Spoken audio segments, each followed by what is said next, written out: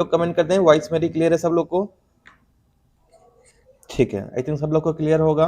तो ध्यान रखिएगा, जोजिला दर्रा जो जोड़ता है ये श्रीनगर को लेह से जोड़ता है, और कहाँ पे स्थित है तो ध्यान रखिएगा जम्मू कश्मीर में स्थित है। कहाँ पे आता है आपका? जम्मू कश्मीर में आता है। इसके अलावा यहीं पे पीर पंजाल, बुर्जिल दर्रा, काराकोरम है ना, बनिहाल, ये सभी कहाँ पे आते हैं? जम्मू कश्मीर में ही आते हैं। Geetanshi good evening. अगले क्वेश्चन पे आते हैं। निम्नलिखित में से कौन सी नदी बंगाल की खाड़ी से में परिवर्तित होती है, या वहां पे कह सकते हैं कि वहां पे ये नदी समा जाती है, समाहित होती है? तो कौन सी नदी बंगाल की खाड़ी में समाहित होती है बताएं? चंबल नदी, ताप्ती नदी, महानदी या नर्मदा नदी? फटाफट बताएं, काफी अच्छा क्वेश्चन है। करेक्ट आंसर, राइट आंसर क्या हो जाएगा इसमें आपका? ठीक है, तो यहाँ पे आपको ध्यान रखना है कि देखो चंबल नदी जो है, चंबल नदी डायरेक्ट किससे मिल जाती है? यमुना नदी से मिल जाती है। ठीक है, ताप्ती नदी जो गिरती है अरब सागर में गिरती है।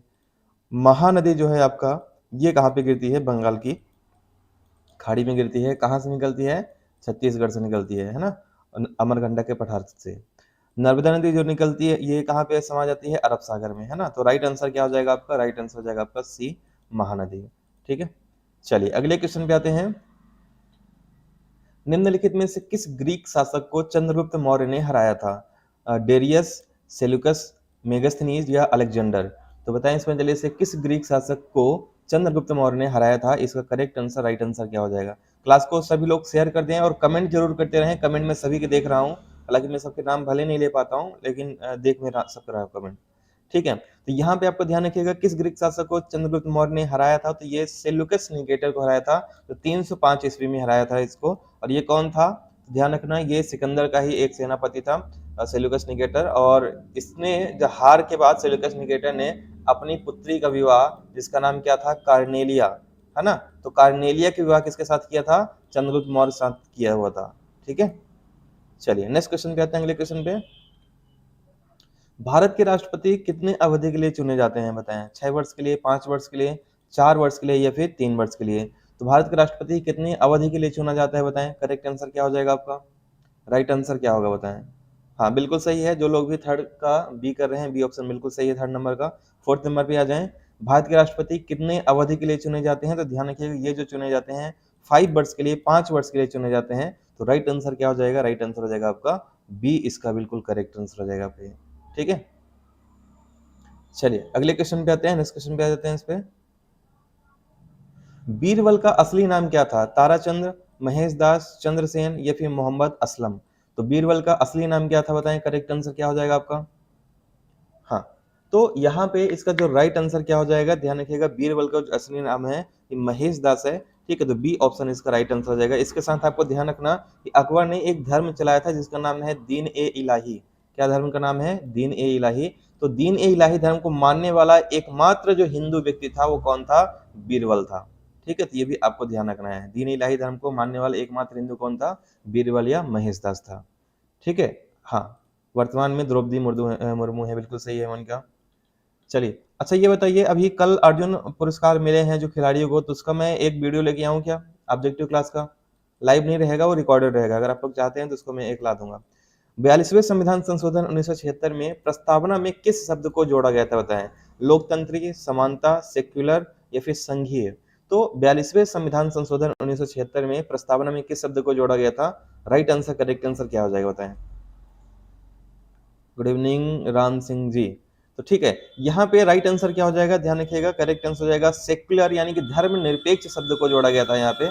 ठीक है, तो राइट आंसर क्या हो जाएगा? राइट आंसर हो जाएगा इसमें आपका सी ऑप्शन, इसका करेक्ट आंसर हो जाएगा आपका। चलिए नेक्स्ट क्वेश्चन पे आते हैं।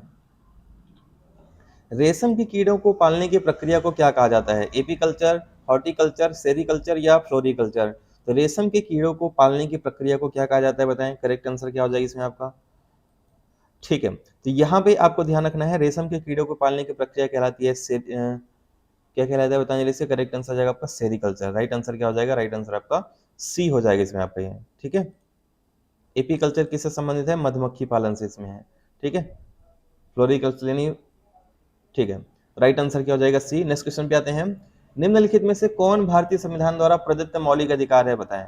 धार्मिक मामलों का प्रबंधन करने की स्वतंत्रता, 6 से 14 वर्ष की आयु के प्रत्येक बच्चे के लिए मुफ्त और अनिवार्य शिक्षा, कारखानों में बच्चों के रोजगार पर प्रतिबंध, या उपरोक्त सभी? तो आपको बताना है कौन सा संविधान द्वारा प्रदत्त मौलिक अधिकार है। तो ध्यान रखना ये जो आता है धार्मिक स्वतंत्रता के अंतर्गत आ जाएगा पहला वाला।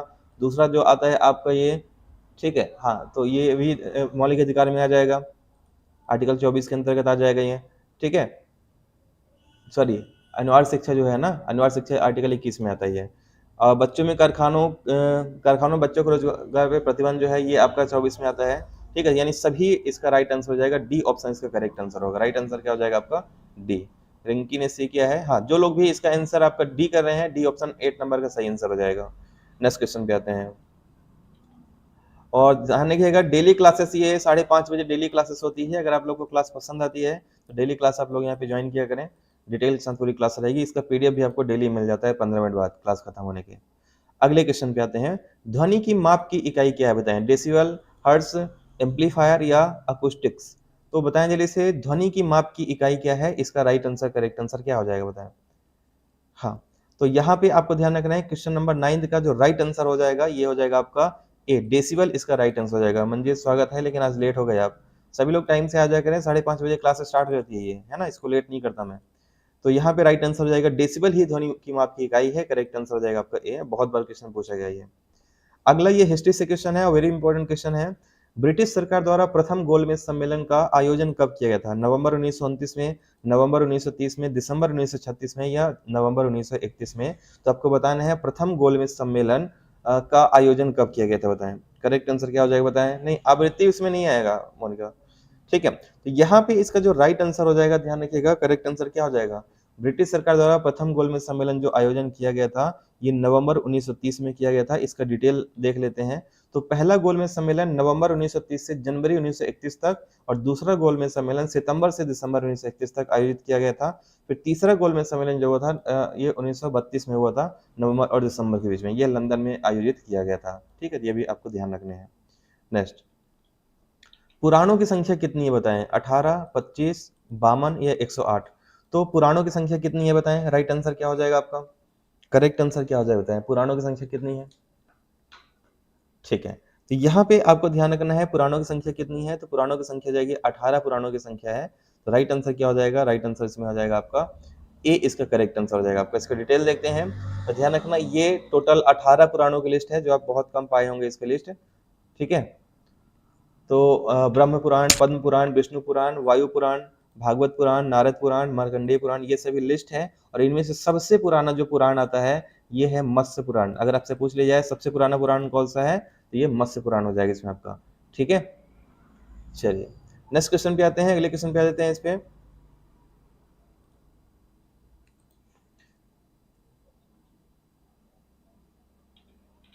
एशिया की सबसे लंबी नदी कौन सी बताएं? सिंधु नदी, यांगसी नदी, हांगहो नदी या फिर गंगा नदी?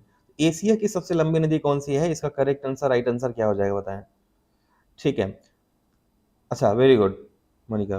तो राइट आंसर 12th नंबर क्या हो जाएगा? एशिया की सबसे लंबी नदी जो है ये हो जाएगा यांगसी नदी। और ये कहाँ पे बहती है? तो चीन में या चाइना में बहती है। तो राइट आंसर क्या हो जाएगा? बी ऑप्शन इसका राइट आंसर हो जाएगा इसमें आपका, ठीक है। नेक्स्ट, भारतीय राज्य की पहली महिला राज्यपाल कौन है? इसको मैंने बताया था, हालांकि क्वेश्चन इस तरह के पहले नहीं आया हुआ था, लेकिन मैंने आंसर के डिटेल में ये बताया था आपको इस क्वेश्चन के आंसर। तो पहली महिला राज्यपाल कौन है? तो ध्यान रखना, पहली महिला राज्यपाल जो है सरोजिनी नायडू जी हैं। कहाँ की राज्यपाल बनी थी ये? उत्तर प्रदेश की राज्यपाल बनी थी, ठीक है। नेक्स्ट, भारतीय संविधान का अनुच्छेद 1 भारत को किस रूप में घोषित करता है? संघीय राज्य, क्वासी संघीय राज्य, एकात्मक राज्य या राज्यों का संघ? तो अनुच्छेद 1 क्या कहता है बताएं? करेक्ट आंसर क्या हो जाएगा? सभी लोग बताएं जल्दी से। तो अनुच्छेद 1 के अनुसार भारत को क्या कहा गया है? राज्यों का संघ कहा गया है। तो राइट आंसर क्या हो जाएगा? राइट आंसर आपका डी हो जाएगा। वेरी वेरी इंपॉर्टेंट है, ठीक है। इसमें भारत तथा इंडिया दोनों नाम लिया गया है, ठीक है। चलिए नेक्स्ट क्वेश्चन पे आते हैं। एनी बेसेंट मूल राष्ट्रीयता इनकी क्या है? ब्रिटिश है, आयरिश है, फ्रेंच है या अमेरिकन है? तो एनी बेसेंट की मूल राष्ट्रीयता क्या है बताएं? किस देश के हैं ये? करेक्ट आंसर क्या हो जाएगा आपका? हाँ, तो बिल्कुल सही है, राइट आंसर, करेक्ट आंसर क्या हो जाएगा आपका? एनी बेसेंट की जो मूल राष्ट्रीयता है ये ब्रिटिश है। और इनके बारे में ध्यान रखना, इन्होंने थियोसोफिकल सोसाइटी की स्थापना कहाँ पे की थी? मद्रास में की थी। इसके अलावा आपको ये भी ध्यान रखना है कि ये जो थे होम रूल आंदोलन से भी संबंधित है। किससे संबंधित है? होम रूल आंदोलन से संबंधित है। इसके अलावा एक पॉइंट और आपको ध्यान रखना है कि कांग्रेस की प्रथम महिला अध्यक्ष है ना? कांग्रेस की प्रथम महिला अध्यक्ष कौन बनी है? तो ये एनी बेसेंट 1917 में। ये सभी फैक्ट आपको इसमें अच्छे तरीके से ध्यान रखना है इनके बारे में। नेक्स्ट, कौन सा विदेशी देश अंडमान द्वीप के सबसे नजदीक में स्थित है? बताएं। श्रीलंका, म्यांमार, इंडोनेशिया या बांग्लादेश? तो अंडमान द्वीप के सबसे नजदीक कौन सा है बताएं। करेक्ट आंसर क्या हो जाएगा आपका? तो इसमें द्वीप को अच्छे से पढ़िएगा, क्योंकि द्वीप से रिलेटेड क्वेश्चन पूछे जा सकते हैं, चर्चा के विषय हैं इस समय पे, है ना। जैसे लक्षद्वीप इसमें ट्रेंड में चल रहा है, आप सबको पता है क्या रीजन है ना। तो द्वीप को आपको अच्छे से पढ़ के चलना है। तो ध्यान रखिएगा, अंडमान द्वीप के सबसे नजदीक जो है कौन सा आता है? ये म्यांमार देश आ जाता है। तो राइट आंसर क्या हो जाएगा? राइट आंसर हो जाएगा आपका बी, इसका बिल्कुल करेक्ट आंसर हो जाएगा आपका। ठीक है, नेक्स्ट, सत्यमेव जयते शब्द कहाँ से लिया गया बताएं। गीता से, गरुड़ पुराण से, मुंडोक उपनिषद से, इसका मुंडोक उपनिषद जिसे कहा जाता है, ठीक है, या महाभारत से? तो ध्यान रखना, सत्यमेव जयते शब्द जो लिया गया है ये मुंडोक उपनिषद से लिया गया है। तो राइट आंसर क्या हो जाएगा आपका? राइट आंसर आपका सी हो जाएगा इसमें आपका। तो 17 का राइट आंसर क्या होगा? 17 का राइट आंसर हो जाएगा आपका सी। ठीक है, चलिए, ये 18 नंबर का सभी लोग आंसर करेंगे, है ना। इसका मैं नाम भी लूंगा जो टॉप 3 लोग कमेंट करेंगे। सबसे पहले, रक्त समूह की खोज किसके द्वारा की गई थी? William Harvey, Landsteiner, Robert Koch या लुई पास्चर? तो रक्त समूह यानी ब्लड ग्रुप की खोज किसने की थी बताएं। राइट आंसर क्या हो जाएगा आपका? 18 नंबर का करेक्ट आंसर क्या हो जाएगा बताएं। तो यहाँ पे आपको ध्यान रखना है, 18 का जो राइट आंसर हो जाएगा, इसकी खोज जो की थी लैंडस्टीनर ने किया था। ठीक है, तो कौन कौन सा है? ए ब्लड ग्रुप, बी, ठीक है, ए बी और ओ। तो राइट आंसर क्या हो जाएगा? राइट आंसर हो जाएगा आपका बी। नेक्स्ट क्वेश्चन, 18 का सबसे पहले आंसर क्या है? यहाँ पे मोनिका ने किया हुआ है। फिर हाँ, मेंबर कैसे है? अब यहाँ मैप तो अभी मैं यहाँ पे रखा नहीं हूँ, लेकिन चलो ठीक है, मैं ऐसे ही बता देता हूँ आपको। एक सेकंड हो जाएगा।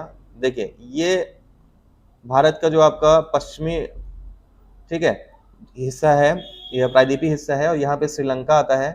इधर आपका देखिए, इधर आता है आपका अंडमान निकोबार द्वीप समूह, इधर आता है लक्षद्वीप, और इसके सबसे नजदीक अगर देखेंगे तो यहाँ पे आ जाएगा आपका, यहाँ पे एक देश आता है जिसका नाम क्या है? म्यांमार। ठीक है, तो ये श्रीलंका से भी क्या है? पास में है, लेकिन सबसे अधिक नजदीक देखा जाएगा तो यहाँ पे म्यांमार आ जाएगा देश। ठीक है, इधर कौन सा देश आता है? म्यांमार। तो इसका राइट आंसर क्या हो जाएगा आपका? 18 का बी हो जाएगा आपका। ठीक है, 18 का सबसे पहले आंसर क्या है? मोनिका ने, फिर मंजीत ने, फिर नीतीश ने किया है। चलिए अगले क्वेश्चन पे आते हैं। निम्नलिखित में से किस नदी को सारो ऑफ बंगाल यानी कि बंगाल का शोक जो है किस नदी को कहा जाता है बताएं।